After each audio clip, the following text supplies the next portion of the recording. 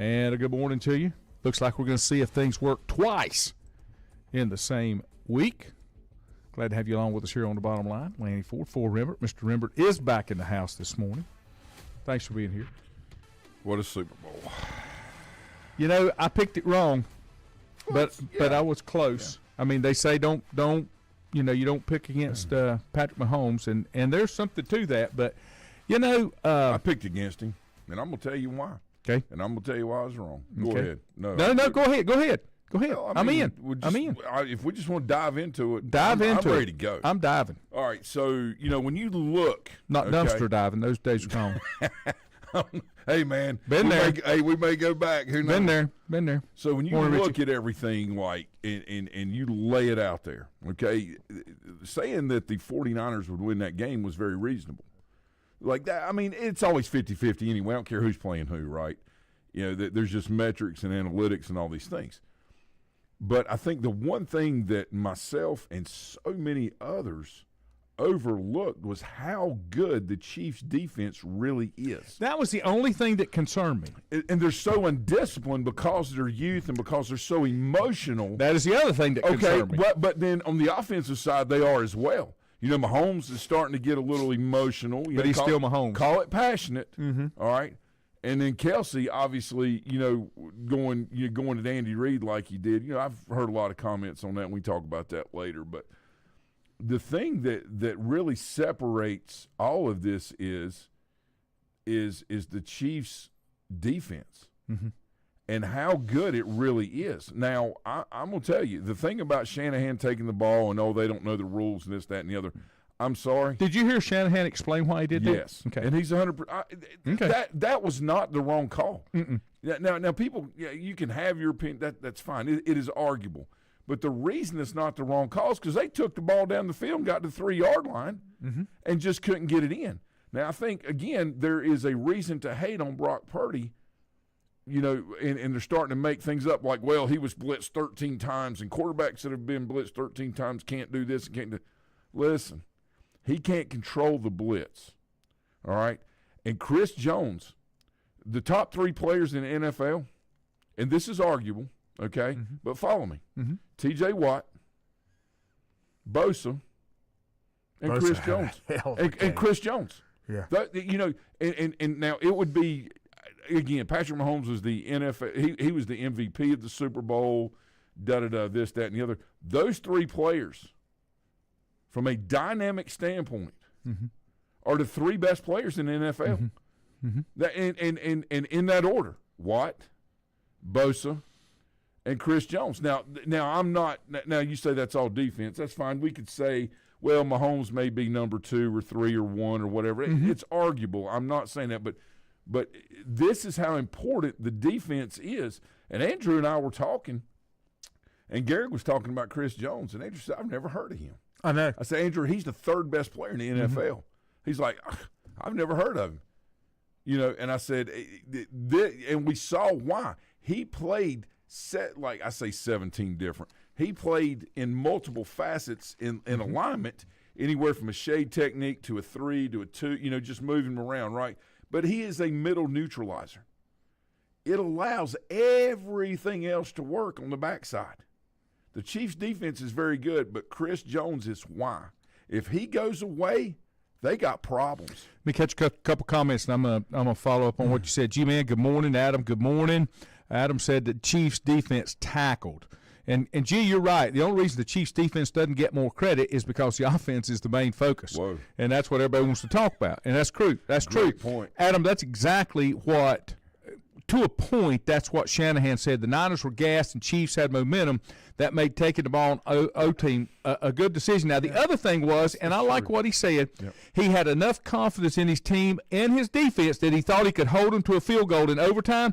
That means they would get the 3rd possession. All they'd have to do is go down and kick a field goal, and they could win. No problem. So, yeah. No problem. Richie said the only thing the 49ers did wrong was executing plays. Give credit to KC, but the 49ers had many issues moving the ball at critical times. Morning, Milton. The other thing that I wanted to say about that is not exactly related to football, but I'm not a Tony Romo fan, but that may have been his best broadcast because he didn't go over the top.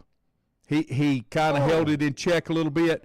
He brought some key things up, like you were talking about Bosa. He was talking about how Bosa's technique, making sure it was outside in. I mean, those kind of things without being over the top. He did a great job with that. He was really good. He did really good. He did. Richie, you're right there, too. The blocked point after, that was – it may not have been tied at the end because it had been a 1-point lead. Yeah. Depending. I mean, you can't say it. And the other thing, I didn't think Juju and I talked about this last night, and it goes back to what the Ravens did and why the Ravens, I think, didn't get in the Super Bowl. They didn't rely on their rushing game, which had been so strong. The Ravens run the ball 6 times, if I'm not mistaken, and they got away from the bell cow, Christian McCaffrey, on a couple of times that I felt like they should have stayed with that, and they didn't. And I'm not taking anything away from Purdy. One of the other things that if you look at the analysis going through, Purdy was asked to make some bigger throws that maybe he wasn't capable of making. But you know, boys, he did a great job to be a young man in that position and where he got to. But a lot of that credit again goes back to Shanahan. A lot of that credit goes back to Christian McCaffrey because it can keep the defense off your quarterback. That's the other thing that happens. But, you know, when you look at Andy Reid and you look at Patrick Mahomes, I get all that, but here's the guy that made the difference, Steve Spagnuolo. Mm-hmm. He may be one of the greatest defensive coordinators ever. I mean, he makes adjustments. Chris Jones. It is because but it's Spagnuolo that's knowing where to line them up and what I'm saying. Where to put them in the right places. This is what allows this piece to go. And, you know, when Chris Jones was out of the game, you know, resting for a few plays, which is a smart move on their part, the announcer, I mean, you know, some of the, like Romo and some of them were like, Chris Jones is out. Why? You know, look, as hard as he goes, the reason he was out is because of what he did at the end of the game. Mm-hmm. And I've heard a lot of criticism of Purdy about not being able to get away from the blitz. Okay, listen. Well, so I'm going to tell you what, it collapsed quick on him a lot. It did, and Spagnuolo was right. You know, he was right in the way that he did delayed blitzes. You know, he did double B gap penetration blitzes off of. I mean, just dialing different things up. No, it was really done well. The problem is you know, Brock Purdy, he can run, but he can put the ball in the window, and that's one thing that he can make the throws. He can make all the throws. That's right. The issue is he doesn't have enough playing experience yet, which he now has, being in a Super Bowl, to understand how and where and when to let that ball go to the potentially open receiver to be able to make a play in the back of the end zone, right? You know, there's a lot – there's just so much that goes into this with the youth. And, you know, I think too much focus is being put on Mahomes. Mm-hmm. And not enough, and that's okay. It should be. He deserves every bit of it. They all do. Andy Reid has to be in one of the top, you know, greatest coaches of all time. You know, he's very quietly in the top for what he did at Philadelphia, the way that, you know, he's able to come into Kansas City and do these things. There's so many integral parts of what's happened in this game and what transpired. And one of the ones that is the most telltale is early on, and I don't know if Spagnuolo did this on purpose or not, but it made it look like they were just going to try to shut McCaffrey down, right? Not let him run out of the backfield to swing, you know, catch a swing pass, or, you know, toss sweep was the best play that 49ers had. Imagine that, a fullback and a tight end and running toss sweep and getting 6 to 8, 9 yards, okay? But the one thing that was evident is that early on they made it appear that they were just going to spy McCaffrey, and, you know, that was it. Well, they changed that philosophy as they saw how Chris Jones was able to get penetration. The 49ers threw the ball a little more maybe than going back and looking at it to say, yeah, we threw the ball 8 more times than we should have. No problem. Chris Jones is why this disruptive thing was happening and why Samuel and Kittle cannot, you know, get a number of catches. This has to do – I don't care how fast somebody is. If you can't control the interior part, it's just like in war. It's the art of – it's war. You know, if you can send all the planes you want and missiles and everything else, they can counteract all that stuff with what they got.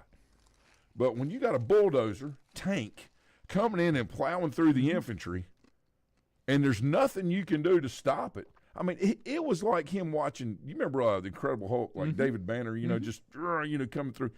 Chris Jones was just mauling through people like that. I get the edge rushers and how important they are to a pass rush, but I'm going to tell you something. If you've got a disruptor, a lot of teams, they want a disruptor in the middle, but only for runs. That's not what Chris Jones does. Chris Jones, he can do it both. If you can do that penetration, you take away that 5-step drop when you're wanting to do, you know what I'm saying? How many does he occupy at one time? Oh, I know. Not 2. Yeah. Look at me. 3. But you know the key. 3. You know the key. It's one of the over. things in the NFL is the play action pass. Put the quarterback under center, do the play action pass. But you put into a 5 or 7-step drop.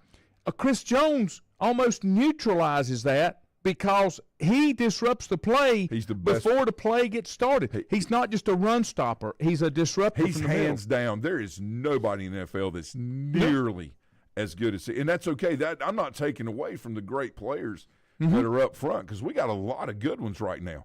But he is that good. And, think of it this way. Dan Marino, one of the greatest quarterbacks that's ever lived, and that's arguable, right? But he is. We all, how many Super Bowls do he have? None. Okay. He only all went right, to all one. right. Take 3 defensive players, all right, and T.J. Watt, who played on a terrible offensive team, but yet they won enough games to make the playoffs, okay? Take Bosa, whose team's in the NFL, and Chris Jones, whose team is in the NFL, all right? Now what do you got? You got 3 defensive players that are major disruptors. And Bosa is not just an edge player a pass rusher like Micah Parsons. Okay? Micah Parsons is a pass rusher. He's not a good defender. And I say not good. He's an NFL player. I mean, comparative to what needs to be done. Because he gets exposed on the run because of his size. Bosa, Watt, none of them, doesn't matter. You run the football, they're going to tackle you. You throw the football, they're going to tackle you. Doesn't matter. You can run all that, counter, zone this, stretch this, do that, cut back this. It doesn't matter. Now, the one thing, Laney, that I was disappointed in, and there's no way I can ever know this because I don't have a direct line to, obviously to Shanahan with the 49ers. But when you have a quarterback, if I'm Bosa, okay, all right, and Mahomes, and this is the line of scrimmage, and Mahomes, the ball's in here, and Mahomes is away from me, and the back is to me. Why do I go chase the back unless I've got a switch call on? Right. Why do I not play the back furthest away from me, which in the shotgun you have to count the quarterback as the back? Because what happens? He'll pull the ball and then run around you. Bosa went straight down the line trying to – you good? You're okay. Okay. Trying to, tackle the ball carrier. That's crazy. Oh, I know. I don't get and it. Mahomes pulled it and got a first. I mean, who is the greater threat there? The running back that's going to where 7 other defenders are, or the quarterback's going to pull it and run around where nobody is? I would like to, again, criticism is not the goal here. Understanding is. Like, I want to understand why it's so important that a defensive end on this side of the ball run the running back down on that side when there's 7 other people over there. That's right. Why is he not doing his job in setting his edge? And again, unless they had a switch call or something like that where the backer would scrape and take the quarterback coming. I didn't get that. Like, when I saw him go down inside, it was a zone read. Mahomes read it perfect. Let me get a couple of comments that came in, and I'm trying to get some sound. Thank you, Andrew, for kind of paying attention to what I'm doing because I don't know what I sound like right now. A couple things. Matt Hodge said he heard this yesterday. On the Chiefs' 3 Super Bowl wins, in the fourth quarter, in those 3 wins, 9 drives, 6 touchdowns, 3 field goals, 0 punts. That's a stat he heard yesterday. That's the difference in Patrick Mahomes and Tom Brady. Who put that? Matt Hodge. Oh, Matt, yeah, great dude. I used to throw him in the pool when he was a kid when I was a lifeguard. It's fun. Those guys, they were a lot of fun. Him and his brother both. But that is why Mahomes is who he is. Those guys were great. They're tremendous. tremendous. G-Man, what did G say? If the Lions were in the Super Bowl, do you think they would have beat the Chiefs? Okay. So that's a very good, deep question, right? The matchups were actually better for the Lions versus the Chiefs from a personnel standpoint and who they got than San Francisco and the Chiefs. The only thing that would have bothered me about that, and I'm not taking anything away, okay, from Detroit's coach, I'm not sure that they could have competed as well offensively. Completely as agree. 49ers. But the thing that they did, defensively, I'd have been okay. But the thing that Purdy can't do yet, or I say can't do, that he could do, but he doesn't do it enough, that Goff does. Goff stretches the field 30 yards and beyond with his arm. Mm-hmm. Purdy is more of a throw it in the window kind of guy, Mm-hmm. right? So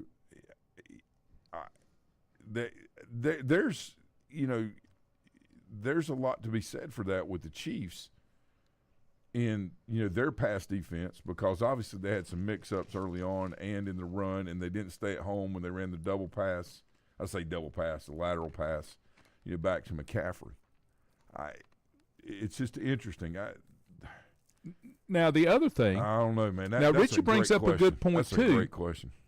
Could this have made a difference?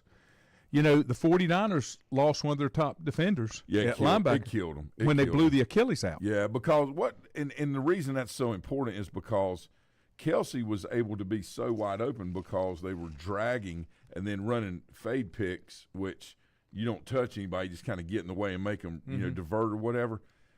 And when you have one of your backing core that is on the other side waiting for Kelsey to come through and help with the pickup, that's a great point. And was it worth 3 points or 6 points?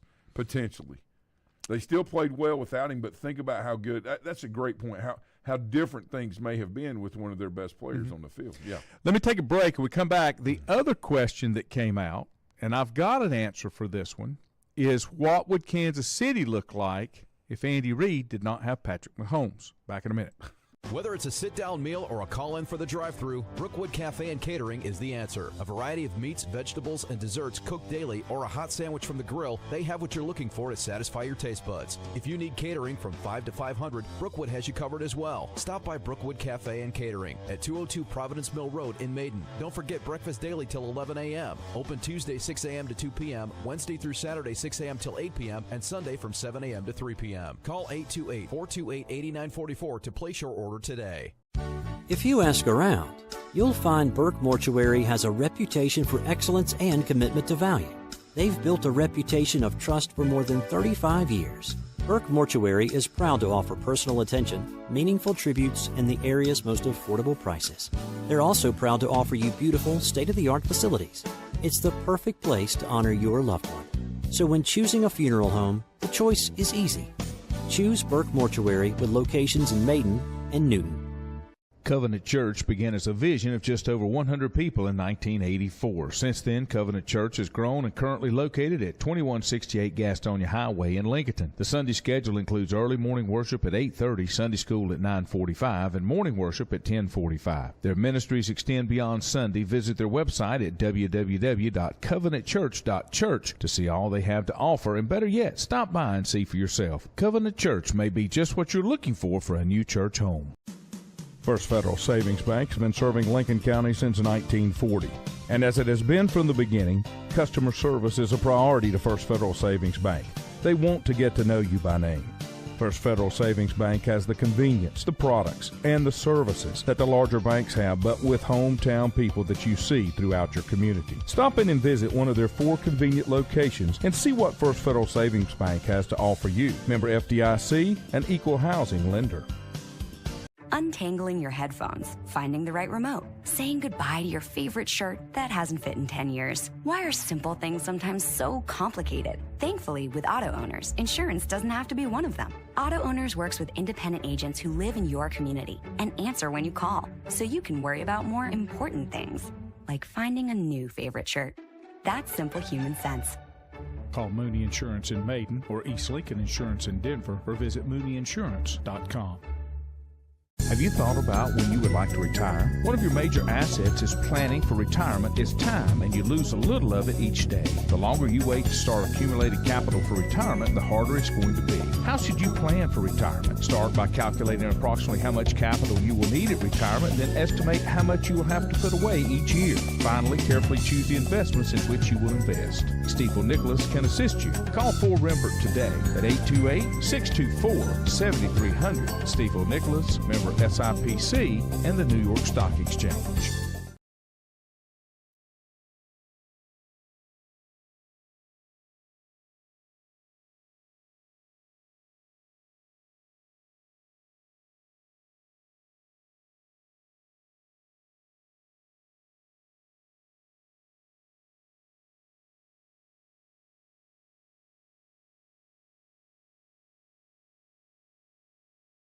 I don't think you heard any comeback music because we didn't hear any comeback music, and I can't figure out why. But we're back. But we're back. Yeah, so it's okay. Let's just do it that way. We're okay. A lot of good comments coming in here. Yeah. I got a couple of Holy things. cow. Let's go back to Great the comment job, that everybody. came in first, which is, what would the Kansas City Chiefs look like if there were no Patrick Mahomes? What would the Chiefs look like? The Panthers. Well, let me tell you what they'd look like. I can tell you exactly what they'd look like, and you're going to say, oh, I forgot about that. They'll look like the Philadelphia Eagles did when Andy Reid was there. He didn't have a quarterback that could get him over the top. How many NFC championships did he win? But he couldn't. 4 or 5. But he And couldn't. yeah. He couldn't win a Super Bowl. I say 4 or 5. That's not right. He couldn't win a two- Super Bowl. 2 or 3. Yeah. And he had some good quarterbacks, but he didn't have that Well, quarterback. to get there. McNabb was, more than adequate for all of that. They had some defensive issues, and they had a really, really bad, they had bad issues with one of the wide receivers that just was causing all kinds of, trouble. And then you had the T.O. show coming in, which was fine. The guy plays on a broken leg. Don't get me wrong. I mean, that's. But there was a lot more factors there than just playing football. The Chiefs seemed to me, other than the Kelsey Taylor Swift marketing tool that has been one of the greatest marketing tools ever. 123 million people viewed the Super Bowl. Roger Goodell needs to send a check. Roger Taylor Goodell, Swift. they need to send a check to Roger Goodell. Or Roger Goodell needs to pay whatever he needs to pay to have Taylor Swift on the halftime show. Roger Goodell has been the greatest, and people can't stand for whatever I don't reason. care for him, but he's a great commissioner. He has done more for the NFL in making the owners and the franchises. That's his job. Valuations go up, interest in it. I think they took a major backslide a few years ago when they started all this stuff that people were really getting irritated at, right? And it always happens during election season, okay? Let's just throw it out there. Let's just stop doing these things, for narrative reasons, right? And let's do it because it's the right reason. I'm not saying you stop doing things, but let's stop doing it for the wrong reasons, okay? Let's make sure that when we're going to send a message out there that it's not, one that – well, anyway, you got to do the right thing for right reasons, or people start recognizing that. And I got to tell you, if I used to say college football or college sports were the greatest coaching jobs in the world, there's no way I coach college sports right now. No way. I would do everything I could do to be in the NFL or be at a good small high school that doesn't have to worry about all the all the craziness, Right. where you can focus on your players, Right. their growth and development, their experiences. Helping them go visit, schools of whatever caliber that they can, expose them to these things, right? Do trips with them, take them, on day excursions, to a couple of different schools and let them look around some of the kids, right? You can't college sports is going to be the downfall of the NFL. And people may or may not understand what I'm talking about. When you're going from high school, you have to have an intermediate step. Okay, the UFL is going to provide another tier for the NFL, which is a great thing. The UFL is going to be a wonderful thing if people just give it a chance, get in there and hang out, do the beer snake, all that fun stuff, crazy stuff. But give it a chance. Like, watch these players that need that second opportunity or just need one. to get there. The problem is that college football has now become, well, I want to go here and play because these other people. That's going to sort itself out. It's going to happen real quick, Lanny, because people are going to stop watching. Well, the thing, we haven't talked about it since it came out, when the Big Ten and the SEC formed this steering observatory committee. Yeah. There's your two super conferences, and they're going to separate everybody else and say, okay, we just want to play. We just want the teams that are coming here. It's going to be. I described this to somebody on Saturday. It's going to be, if you remember this. Do you remember the Big 16 in South Carolina? Yeah. That's what it's going to be. It's going to be the Big 16. And the smaller. And then everybody else is going to go back to the old way that it used to be, and they're not going to be able to do the things they're doing. Well, there's really there's opportunity in every situation, chaos that comes up, all these things. And just because you have a portal doesn't mean everybody gets picked up in it, right? Right. And a lot of kids don't get picked up. Well, my thing is this, okay? If you enter there's just so many different scenarios and circumstances. There's always going to be an exception, but the problem is the rule has to be in place. You have to have ruling governance, because when you don't, you have chaos. And the problem, especially in our judicial system over the last 50 years, is but it's really not this person's fault because they did this, this, and this, and this. So the responsibility is deflected on somebody else instead of on the individual, just like in the portal. Mm-hmm. The NFL is going to have major ramifications down the road from this because there's no player development at a high level going on, because kids are not – Nick Saban gave a speech, and of course all this stuff's on there now that he's retired and everything, but he said, well, let me tell you this. And then Matt Rule said this to his players too. I think Matt Rule's going to do really well at Nebraska. He just wasn't made for NFL. And that's okay. That's right. That's right. He is made for football. That's correct. Just at that, if they can get things worked out right, But it's like he told guys, listen, I've never talked to an NFL guy or as an NFL coach. Saban and Rule said this. That anybody ever asked how much did he play as a freshman or a sophomore? They want to know how he treats the people around him, whether his teammates like him or not. If he has the work ethic that nobody else in his group has, that's just off the chart, how diligent that he or she might be for what they're wanting to do and how committed. It has nothing to do with, I did this as a freshman. A great example is Mars Hill's baseball team this weekend. They were up 9-0 in the second inning and lost on the last inning on a walk-off base hit and got beat 10-9, right? So the first 6 innings, like American Legion Baseball used to be when we played 9 innings, the first 6 innings, Mars Hill was up 9-3. And then the 7th inning came in, it was 9-5. 8th inning, it was 9-7. 9th inning, they get beat 10-9. The point is, it's not how you start. It's how you finish. Okay? It's important how you start, but it's not how you start. It's how you grow through the process and then what the product is at the end. It's the same thing in football. But you know this like I do.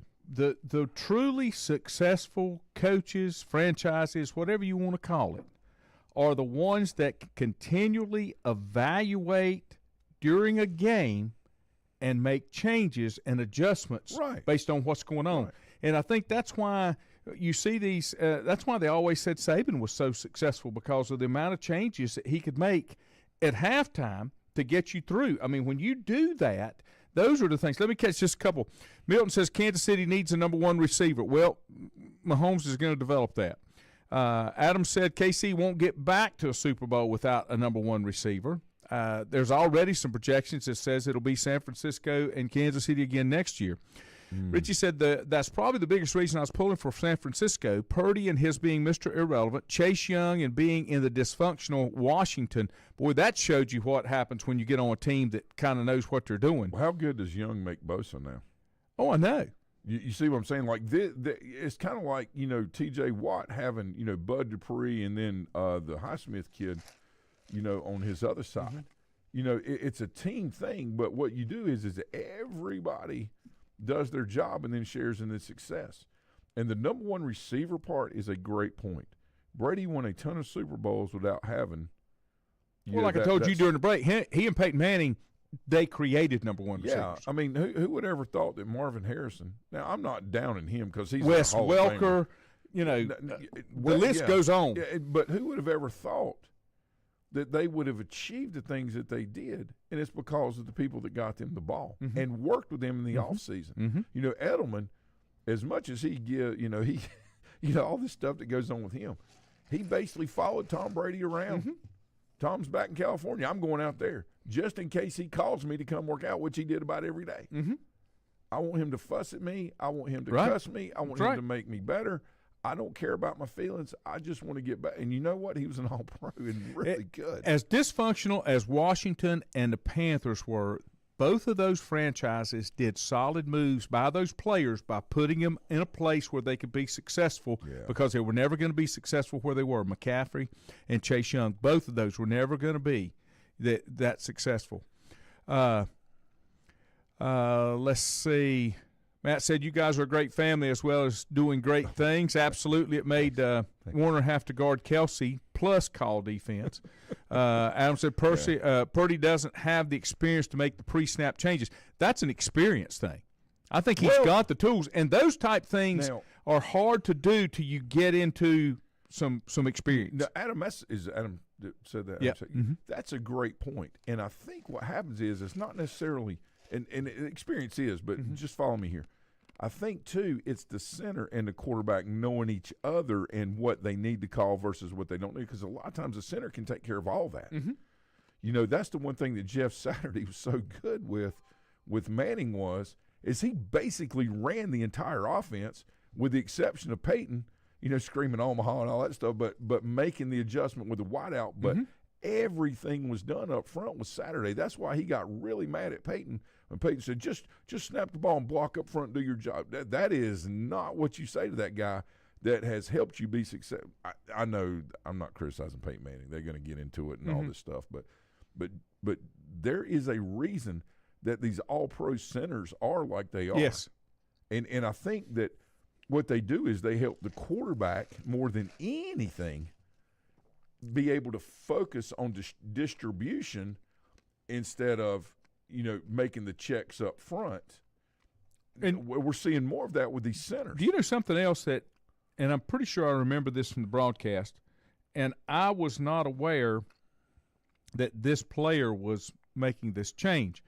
There was a situation or two that San Francisco had to call a timeout because they couldn't get the protection changed. I thought the center called the protection.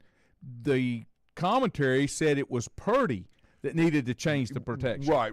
I think which comes with experience. No, it does. And I think, the thing, and that's a great point that Adam made, I think what happens is initially the center's able to see everything and make the calls, but as the defense switches and the quarterback's back, they're able to see a little more and then help change the slide protections. The issue, this is the thing about Spagnuolo. When you've been doing something so long, it's kind of like coaching high school football, right? It's about knowing your opponent better than they know themselves, right? That's right.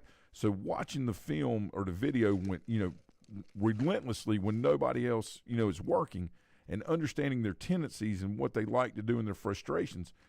Basically, Spagnuolo knew through watching all the film all year long and some last year of Purdy of what potentially he would call in certain situations and disguise the blitzes based on that. That is where the real part comes in. Now, it is very true when someone says, yeah, but at some point you just got to line up and play. There is a lot of truth to that. But where the influence comes from is from the experience of the coordinator, okay? All right, and the ability to understand. Forget about written rules or unwritten rules that are out there. Right, forget about that. Like, well, if they come out here, we're supposed to be in this coverage, and we can only run this. And is to understand the tendencies of who you're going against, right? And what they think. If they see, well, wait a minute, they're not in this coverage, and we're in this set, so that means we can do this. Well, you already know that, and then that's where you dial up your coverage. Your disguises, your zone blitzes. They do this in basketball all the time. Balls pass, down the middle of the field, down the middle of the court, pass to the left. Now we're in a 1-3-1. If it's passed to the right, we go man. If it's in the middle, we stay 2-3 matchup. Same thing defensively in football. There's a lot more than just line up in your 3-4, 4-3, 2-7, whatever it is you want to call it, okay? There's a lot more to that than what goes on, and it's about playing chess and not checkers. And I don't think Shanahan is out of his league. People say, yeah, but No. he threw the ball and they should have run it when he was, the offensive coordinator at, Atlanta.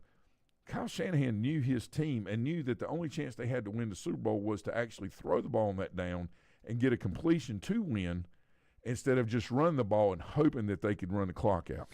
I think he should have run it, but he knows his team. When you're a defensive coordinator, okay, and I don't care if it's in football, it's in basketball, it's in baseball, when you are looking to stop somebody, you know where their strongest points are. You want to make sure you cover that, and if you're going to beat me, you're going to beat me with something that's not as strong. You're not going to beat me with your best. Yeah.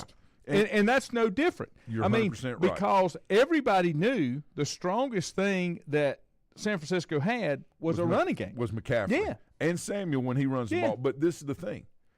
Spagnuolo, I really believe, disguised it and baited them. Said, go ahead and let McCaffrey run it. We're going to stop him. Yeah, he's going to get 6 or 8 yards. And everybody's going to be like, just keep giving McCaffrey the ball. Quietly, what happens is every time McCaffrey runs the ball, Kittle and Samuel don't touch it. So if they have less touches and the balance is not there and it's uneven. I don't think Kittle had a catch in the first half. Yeah, right. So if the balance isn't there that got them there, then they are imbalanced, and now they're like, well, we got to get so-and-so the ball. That's like when Mahomes threw his interception. He was trying to force that ball into Kelsey because Kelsey was raising Cain about giving me the ball. The thing that the people say, well, he's a fierce competitor and he's screaming at his coach and he just wants to win.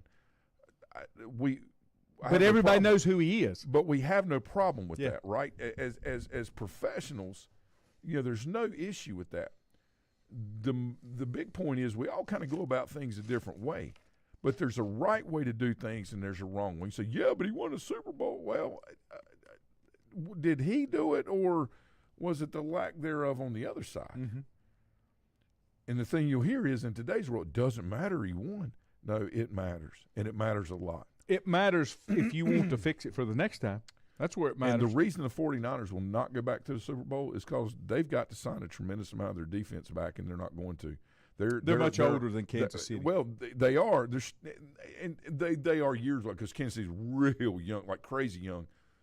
And these guys are still in their prime, but they're going to sign contracts in other places. And when you replace one piece, I don't care if you got everybody come back with that one, it changes the dynamics because the teams are different the next year because of growth and development, maybe some getting faster, maybe some getting slower, mental acuity, wear and tear of the game. All these things factor in. Let me take a quick break. The other thing that's happening there, and I said this all along, and some people want to argue about it, teams in the NFL now have very short windows to be able to win unless there are sacrifices made by players that are commanding the top salaries, like Tom Brady, for example. That's where it's at. Back in a moment. Whether it's a sit-down meal or a call-in for the drive-thru, Brookwood Cafe and Catering is the answer. A variety of meats, vegetables, and desserts cooked daily or a hot sandwich from the grill, they have what you're looking for to satisfy your taste buds. If you need catering from 5 to 500, Brookwood has you covered as well. Stop by Brookwood Cafe and Catering at 202 Providence Mill Road in Maiden. Don't forget breakfast daily till 11 a.m. Open Tuesday 6 a.m. to 2 p.m., Wednesday through Saturday 6 a.m. till 8 p.m., and Sunday from 7 a.m. to 3 p.m. Call 828-428-8944 to place your order today. If you ask around, you'll find Burke Mortuary has a reputation for excellence and commitment to value. They've built a reputation of trust for more than 35 years. Burke Mortuary is proud to offer personal attention, meaningful tributes, and the area's most affordable prices. They're also proud to offer you beautiful, state-of-the-art facilities. It's the perfect place to honor your loved one. So when choosing a funeral home, the choice is easy. Choose Burke Mortuary with locations in Maiden and Newton. Covenant Church began as a vision of just over 100 people in 1984. Since then, Covenant Church has grown and currently located at 2168 Gastonia Highway in Lincoln. The Sunday schedule includes early morning worship at 8:30, Sunday school at 9:45, and morning worship at 10:45. Their ministries extend beyond Sunday. Visit their website at www.covenantchurch.church to see all they have to offer, and better yet, stop by and see for yourself. Covenant Church may be just what you're looking for a new church home. First Federal Savings Bank has been serving Lincoln County since 1940. And as it has been from the beginning, customer service is a priority to First Federal Savings Bank. They want to get to know you by name. First Federal Savings Bank has the convenience, the products, and the services that the larger banks have, but with hometown people that you see throughout your community. Stop in and visit one of their 4 convenient locations and see what First Federal Savings Bank has to offer you. Member FDIC, an equal housing lender. Untangling your headphones, finding the right remote, saying goodbye to your favorite shirt that hasn't fit in 10 years. Why are simple things sometimes so complicated? Thankfully, with auto owners, insurance doesn't have to be one of them. Auto Owners works with independent agents who live in your community and answer when you call, so you can worry about more important things, like finding a new favorite shirt. That's simple human sense. Call Mooney Insurance in Maiden or East Lincoln Insurance in Denver or visit mooneyinsurance.com. Have you thought about when you would like to retire? One of your major assets is planning for retirement is time, and you lose a little of it each day. The longer you wait to start accumulating capital for retirement, the harder it's going to be. How should you plan for retirement? Start by calculating approximately how much capital you will need at retirement, then estimate how much you will have to put away each year. Finally, carefully choose the investments in which you will invest. Stifel Nicholas can assist you. Call Fort Rembert today at 828-624-7300. Stifel Nicholas, member SIPC, and the New York Stock Exchange.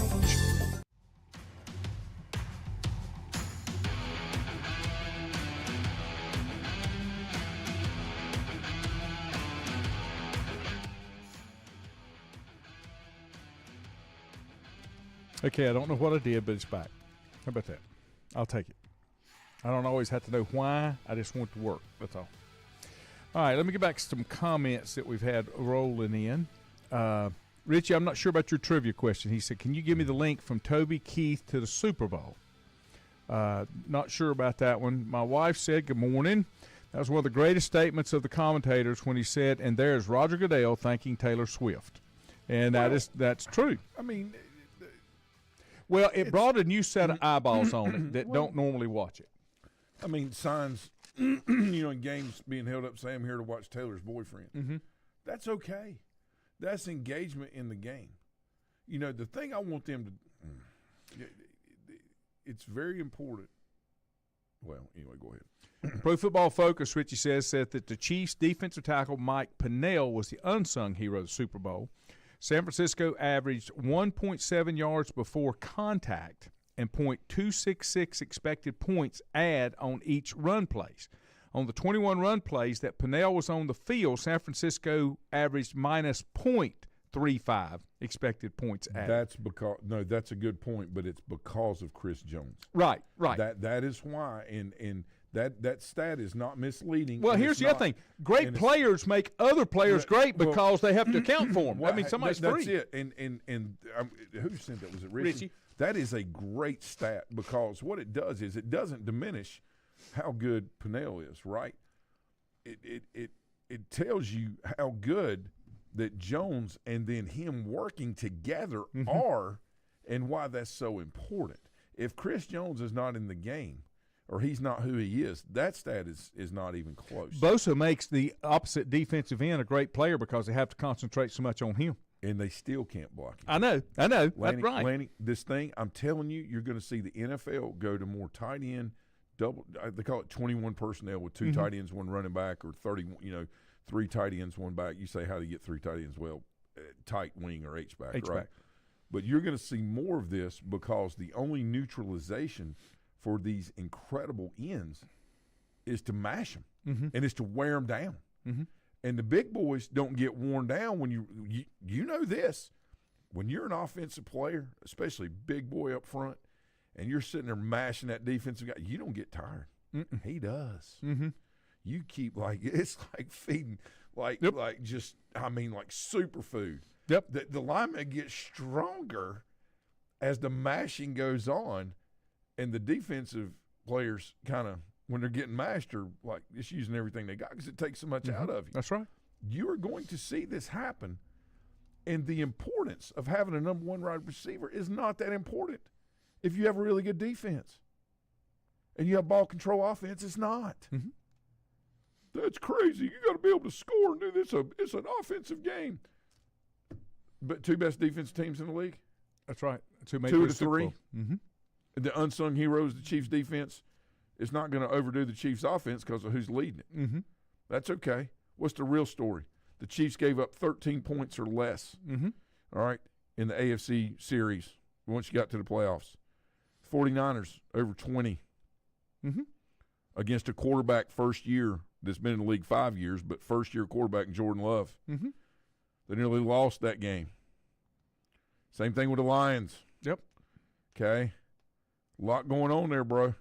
A lot going on, Chiefs. I not think so much. I think the 49ers won their games through the playoffs from coaching more than anything 100%. And Wilkes did a I'm not doubting him. Yeah. He did a tremendous job, but I think you had mentioned it. You know, there's a reason Shanahan had to call timeout in the one coverage because he went zero coverage. And I guarantee you the reason Shanahan called timeout because he knew they didn't have a spy on Mahomes. How many times that they were just selling out going to get him? He breaks contain, he's gone. How many times when you were coaching would you sit down and say, when you're preparing, you've been through your film, you know where you're at, how many times did you sit down and say, okay, Will, I can hold them to 18. Oh, every week. You're going to have to put more than 18. I can hold them to 18, but you're going to have to do that. I can hold them to 14. I can't hold them but to 24, whatever. I had 8 metrics on the board for the kids to see by Tuesday, not Monday because I needed an extra day just to, just sometimes by Monday, but I had 8 metrics on the board. One of them was what we were going to hold them to: rushing, passing, all right, 3 and outs, all right, and then point total, okay? And it was one of the things that, like whether I was DC here at Maiden or head coach, whatever, doesn't matter. We would have those metrics on the board so they were measurable. You could see them. And there were times that we'd come in at halftime from a game and a team may already have, like I say, they're not going to get any more than 47 yards rushing. They said, why'd you just not put 45 or 50? Because I do it down to the cent, okay, of what we're doing, down to the 121 yards passing, da-da-da-da. I may come in at halftime and say, okay, guys, we're going to achieve these goals based on the way we're going, but the adjustments they're going to make, this goal is now going to be moved to this, and then we're going to allow this goal to be lessened on this end, all right? The whole thing with Shanahan calling that timeout when they were very likely in zero coverage. I couldn't see the whole thing, but I think they said it on TV, but I couldn't hear it because we were all watching games loud. I'm pretty sure that's what it was, if I'm thinking back. Yep. And I guarantee you, without even knowing this, I almost guarantee you they didn't have a spy set up for Mahomes. One thing that I could tell coaching at Maiden, we had those experienced kids, the last year because they've been playing 2 and 3 years and had them since they were like 7. I could call a certain zero coverage on defense and send the house, but they knew who the spy was. We had a designated spy. We may have 2 spies. We may have 2 spies and a lock call on the tight ends, not let them out, send everybody else, corners, everybody, lock the tight ends down with with our athletic defensive ends or outside linebackers, right? So, but we always had a spy call. I could have Quinn look over at me or Corbin, our 2 inside linebackers, and I'll look and go spy and then let them know who it was. And then they knew not to go get it and stay back just in case, right? I didn't see that when the 49ers were selling out on a couple plays. I didn't see that.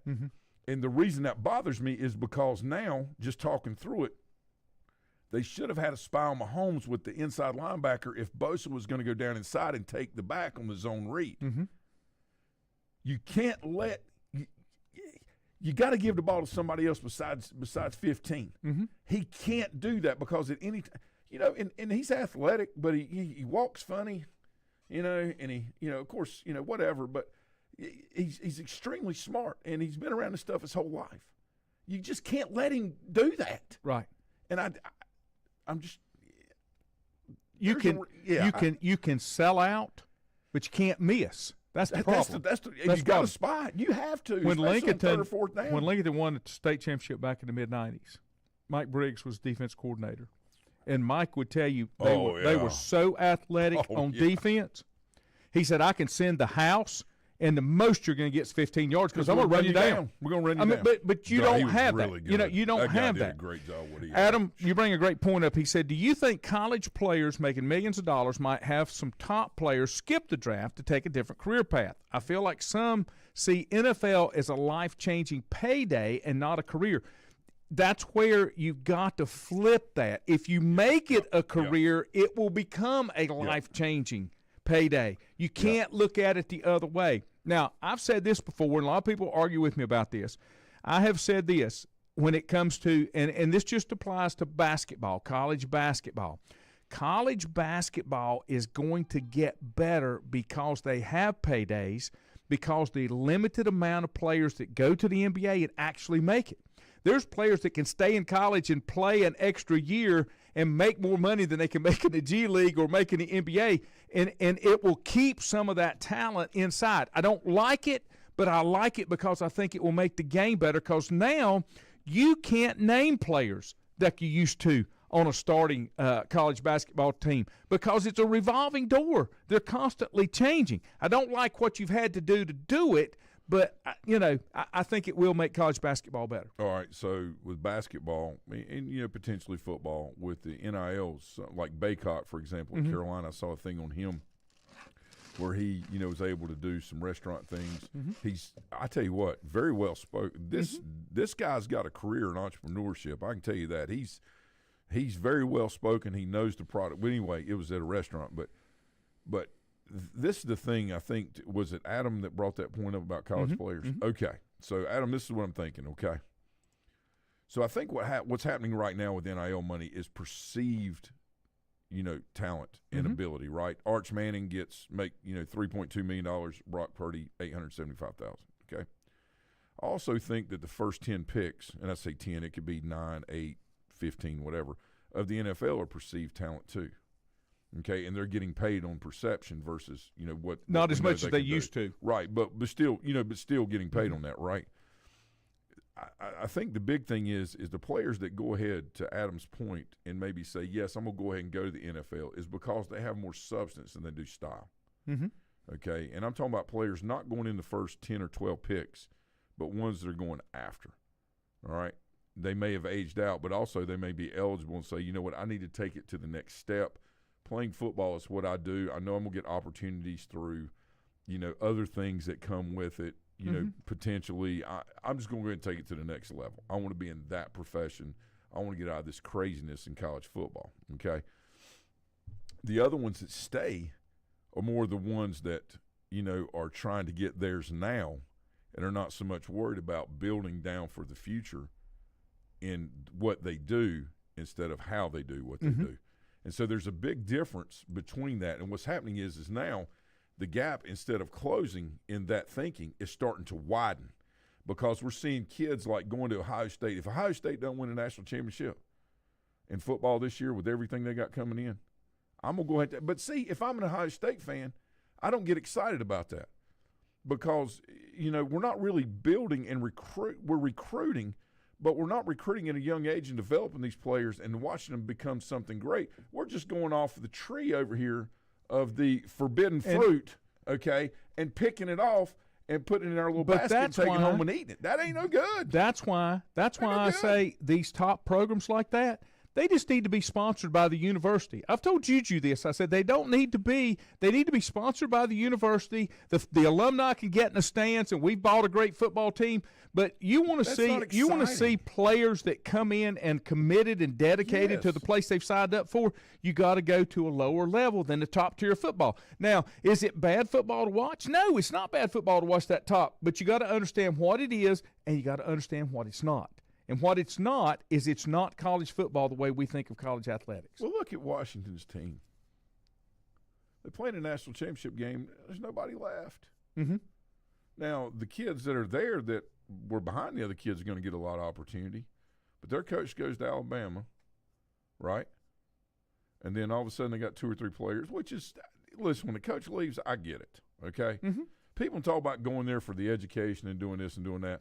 We have created the environment now, all of us, because we all watch the commercials and buy the chips and, we have Drink the created, Kool-Aid. Yeah, we've all created this. Okay, everybody's guilty of this if they have anything to do with college athletics. Okay, from top to bottom.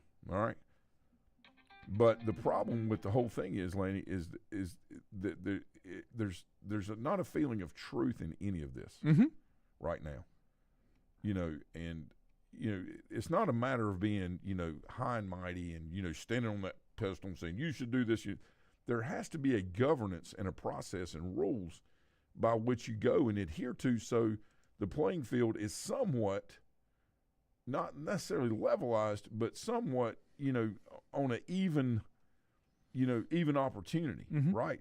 Right now, it's just, well, I'm going to go talk to this guy over here that just sold his, software company for $480 million. And I'm going to see if I can give him write 2 checks for $5 million so I can get these 2 kids over here to come in and play. Right. And we're going to name the stadium after him and do all this and do all.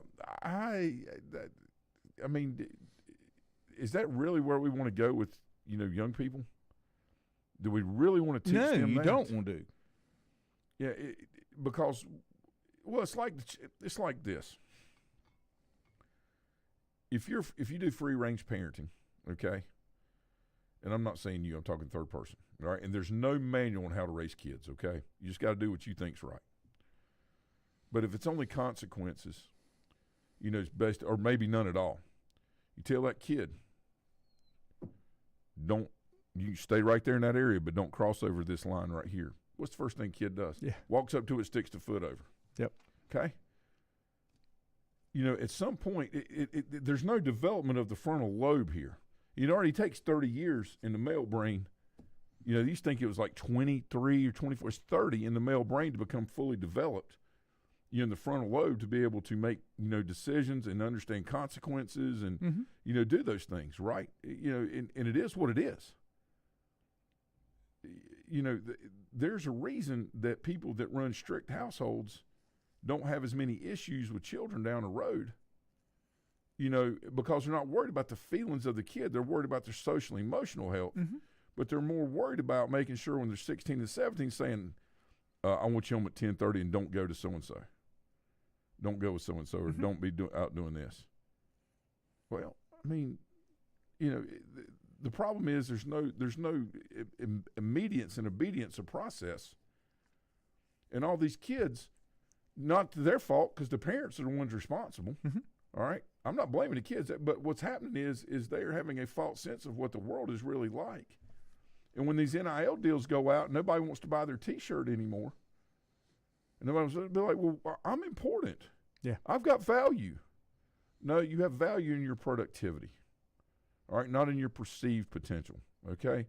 There's potential value there, and there may be some, like you going to – You only get it initially. Like you going to Clemson, right? They recruited you. There was potential. They saw in you for what they were wanting to do. You go down there, you get in there, you start mixing it up. We're like, whoa, okay, this is going to be realized, right?